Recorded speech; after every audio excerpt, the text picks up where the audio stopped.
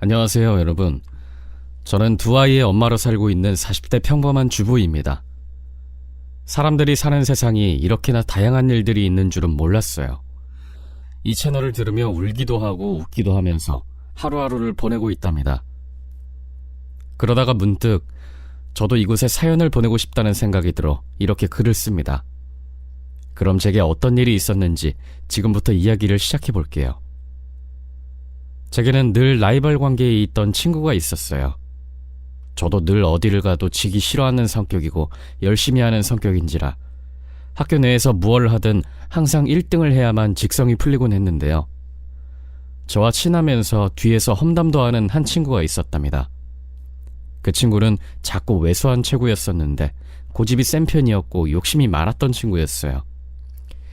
저희 집이 좀 가난한 편에 속했다면 그 친구는 늘 경제적으로 여유가 많았던 집안이었죠.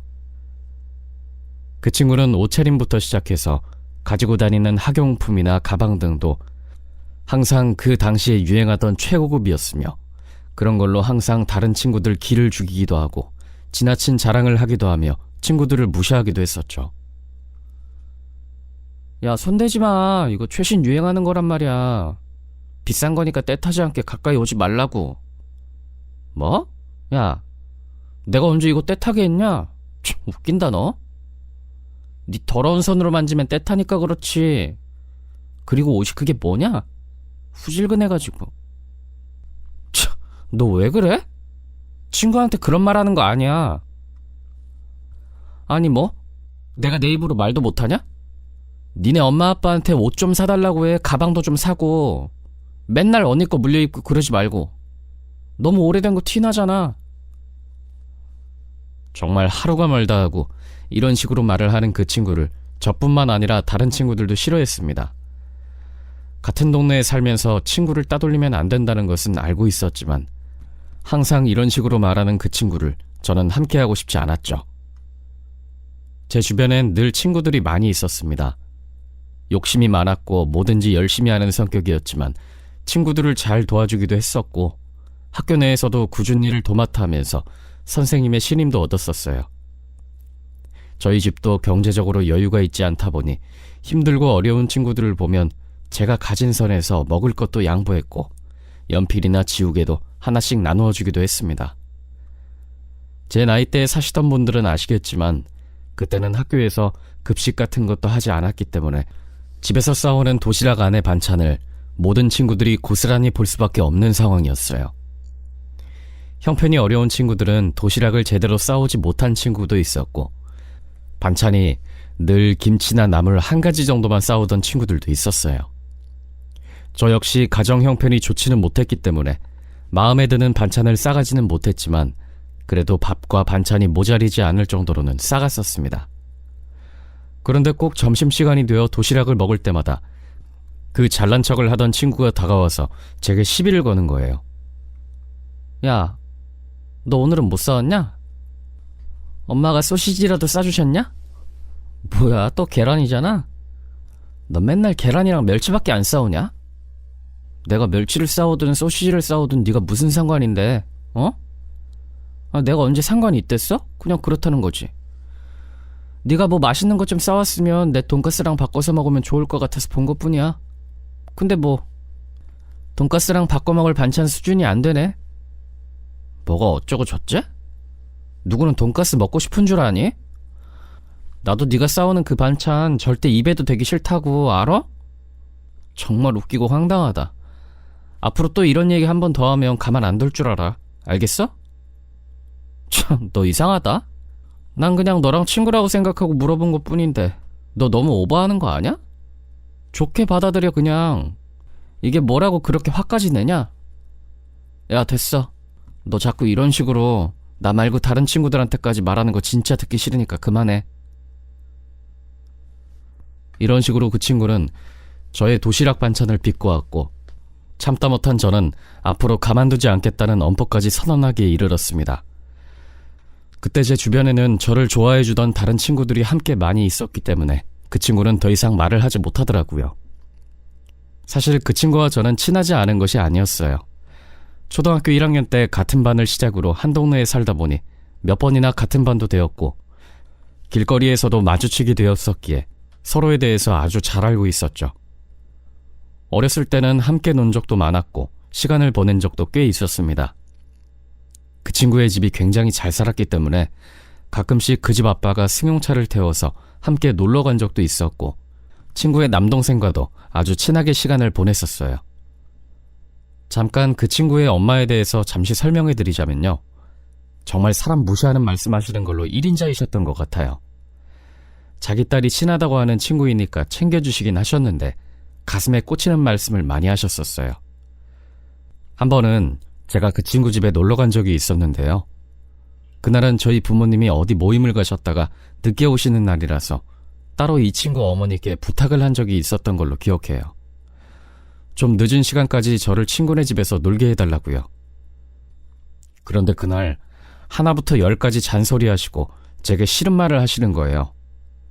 음식을 먹을 때는 이런 식으로 말을 하셨어요. 얘, 너 정말 칠칠맞게 그게 뭐니? 여자애면 여자애답게 좀 고상하게 먹지 못하고 아무리 집에 먹을 게 없어서 걸신 들렸다고 해도 그렇지 누가 볼까 겁난다 얘. 이런 식으로 말을 하셨고 장난감을 가지고 놀 때면 또 이런 식으로 말을 하셨어요. 아니 너는 무슨 애가 이렇게 우악스럽니? 어디 그 손에 가면 장난감이 나만 하겠니? 다 부러지고 더러워지고 하겠다. 아이고 여자가 어쩜 이렇게 딸은 엄마 닮는다고 하더니만 딱 똑같네 똑같아. 그때 제가 초등학생 때라서 이런 말을 듣고도 아무 말도 하지 못하고 네라고 대답만 했었는데요. 와, 속에서 얼마나 화가 나던지 당장이라도 이 집에서 나가고 싶은 생각이 들더라고요. 저희 엄마도 대충 이 친구 엄마에 대해서 알고 계시긴 했지만 그때 딱히 다른 친구들에게 부탁할 곳이 없어서 이 친구 엄마에게 부탁한 것이었답니다. 어른들이 왜 모르겠어요. 저보다 더 많이 알았을 거예요. 그냥 겉으로 보기에는 부잣집 아줌마로 참 친절하게 대해줄 것 같이 생기셨는데 아주 사람 마음 후벼 파는 데는 1인자이셨답니다. 저는 초등학교 때 몇 번이나 같은 반이 되었고 집도 멀지 않은 곳에 있어서 어쩔 수 없이 이 친구와의 만남을 지속했었어요. 남들이 보기에는 단짝처럼 보였을 정도로 함께 다녔으니까요. 하지만 저와 같이 다니면서 이 친구가 사람 무시하고 그러는 행동들 때문에 저 역시 같은 사람으로 오해를 받는 적도 많았답니다. 주변에 저 빼고는 친구가 거의 없었는데 항상 다른 친구들에 대한 욕을 그렇게 많이 했었어요. 저는 하지 말라고 했지만 그 친구는 남이 듣던지 말던지 계속해서 떠들어대는 바람에 제가 중간에서 아주 난처한 적도 있었답니다. 한 번은 같은 반 남자친구에게 더럽다는 표현을 한 적이 있었어요.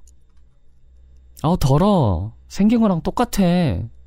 더럽게 생겨서 더러운 행동만 한다. 부모님이 그렇게 키웠나 봐. 뭐? 너 지금 뭐라고 했냐? 야, 너 다시 말해봐. 뭐가? 친구의 말을 들은 남자아이가 몹시 화를 내면서 무섭게 제 친구에게 말을 하면서 다가오더라고요. 똑바로 다시 말해보라고. 내가 더럽게 생기고 우리 부모님이 더럽게 키웠다고? 좀 나 어이가 없으려니까. 네가 뭔데 그런 말을 하냐? 넌 얼마나 깨끗하다고?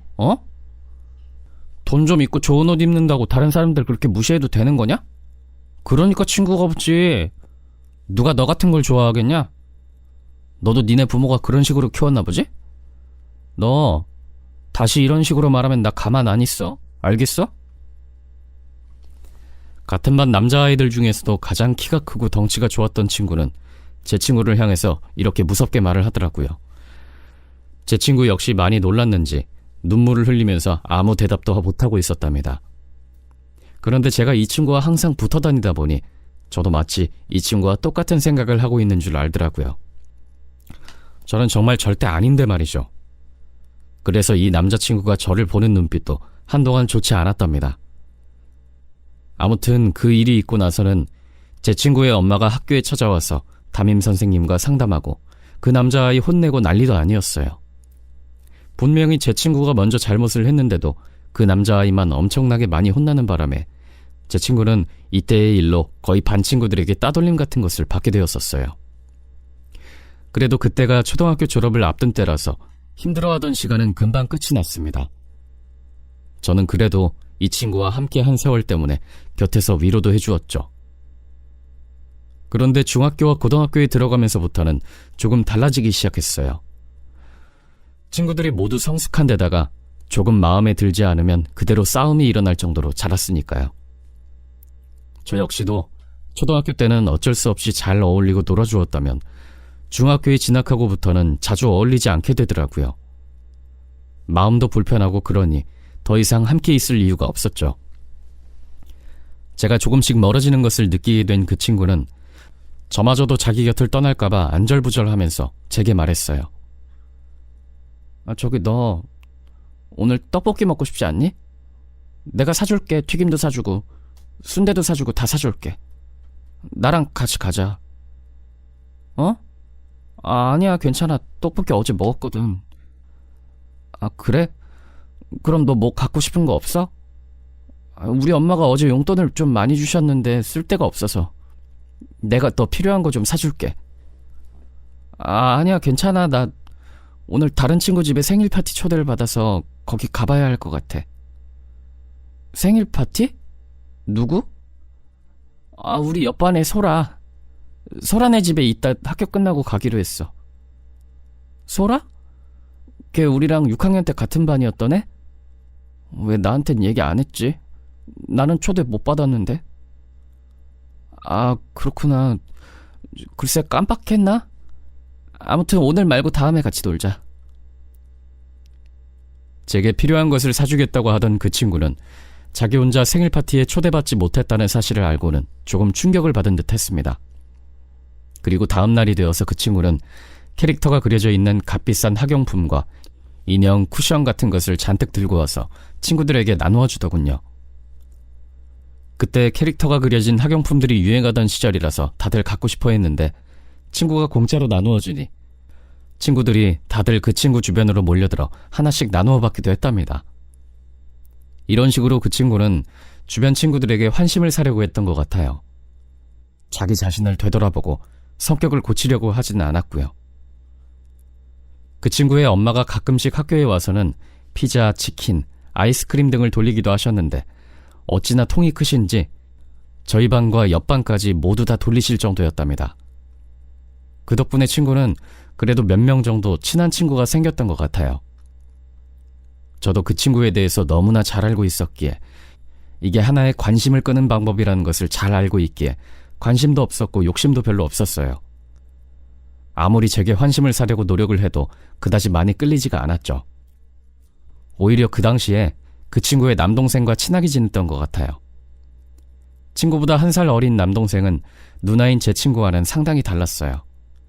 외모부터 아주 다르게 생겼었고 성격적인 것까지 다 달랐답니다.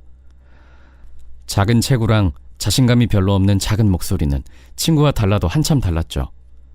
가끔 이 동생이 다른 남자아이들에게 놀림을 받기도 했었는데 그럴 때면 제가 나타나 소리를 치면서 그 친구를 구해주었죠. 야, 거기 니들 뭐 하는 거냐? 어디서 비겁한 것들이 한 명을 그렇게 놀려대? 누나 뭐예요? 남의 일에 관심 끄세요. 이 어린 것들이. 나 얘 사촌 누나다 어쩔래? 너네 어린 것들이 벌써부터 이러면 되냐? 내가 지금 가서 학생주임 선생님한테 말해? 아니에요 누나. 알았어요. 안 할게요. 이렇게 몇 번 친구의 남동생을 위기에서 구해주었고 그 덕분인지 남동생은 제게 많은 의지를 했습니다. 하나부터 10까지 자신의 친누나보단 저랑 상의하는 일이 많았고 집안에 있었던 일까지 제게 말을 할 정도였어요. 그리고 그때 자신의 집안 분위기에 대해서 가끔 얘기를 하곤 했었는데 제가 들어도 뭔가 이상한 부분이 한두 개가 아니더군요. 워낙에 그 집안에는 제가 자주 드나들었었기에 잘 알고 있는데 그 남동생은 엄마와 누나가 자기를 미워한다는 말을 하더라고요. 맛있는 것이 있어도 자기만 빼고 먹는다거나 자신의 일은 도와주지 않는다거나 하면서 말이죠. 아빠가 계실 때는 엄청 잘해주는데 아빠가 없으면 꼭 그런 행동들을 한다고 제게 하소연을 했었어요. 저는 아무리 생각해도 이상해서 그 친구에게 아빠한테 한번 말을 해보라고 얘기해 주었어요. 그럼 아빠한테 한번 말씀드려보는 건 어떨까? 내가 듣기에도 뭔가 이상한데 왜 그러시지? 엄마랑 누나는 하나밖에 없는 네 가족인데. 아빠한테 한번 말씀드린 적이 있었는데 그때 엄마한테 엄청 혼났어. 한 번 더 그러면 이 집에서 쫓겨난다고 막 그래서. 뭐 진짜? 어떻게 그럴 수가. 네가 혹시 잘못한 거 아냐? 원래 니네 엄마랑 누나 성격이 막 따뜻하고 잘 챙겨주고 하는 스타일은 아니잖아. 그래서 네가 오해한 걸 수도. 누나, 나도 중학생인데 그걸 모르겠어. 어렸을 때부터 시작된 거야. 하루 이틀이 아니라고. 아빠 계실 때는 엄청 착한 천사인데 아빠만 없으면 나를 거의 투명인간 취급해. 누나도 엄마도. 나는 공부 열심히 하라고 방 안에다 밥 갖다 줘서 먹게 하고 자기들은 거실에서 피자 먹고 있고 그냥 모든 것에서 제외된 느낌? 어머나 세상에, 너 되게 불쌍하다. 그럴 때 누나한테 전화해. 누나가 비싼 건 못 사줘도 그래도 맛있는 거 사줄게. 알았지? 응. 진짜 난 누나가 있어서 너무 좋다. 우리 누나랑 나이는 똑같은데 어쩜 이렇게 달라? 완전 좋아 누나. 자식, 사람 보는 눈이 좀 있네. 저희는 이런 얘기들을 하면서 많이 친해졌던 것 같아요. 자신의 고민을 들어주고 해결을 해주는 사람에게 마음이 쏠리듯이 그때 그 남동생이 저를 아주 많이 의지했었답니다. 그렇게 시간이 흘러 중고등학교를 졸업하고 저희 집은 이사를 하게 되었어요. 제가 대학교도 조금 집에서 먼 곳으로 다녀야 했고 그때 살던 집이 워낙 작고 오래되었어서 한 번은 옮겨야 하는 상황이었거든요.